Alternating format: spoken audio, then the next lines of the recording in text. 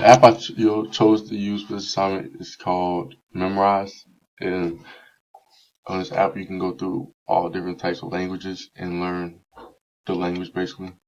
Here's all the different types of language you can learn on the app. If you choose a language, like I chose Spanish, it's gonna give you, you start with Spanish 1, Spanish 2, Spanish 3, Spanish 4, and you go all the way up depending on how advanced in Spanish you are. So I'm just gonna give you an example. You can go to Spanish 1. You click learn and you practice the words. And when you learn this, it'll give you word phrases, and you have to type it out, like what is, Okay. and tell you right. Muy bien. And then they give you videos where they say it out, and you have to tell what it is. Muy bien. And that's very well. Muy bien. ¿Y tú?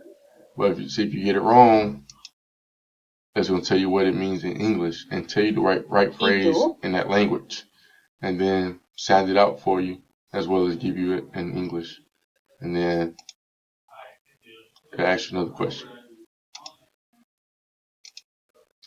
I think this app is very efficient because you can use it for all types of languages, and it gives great examples and makes you practice it very well.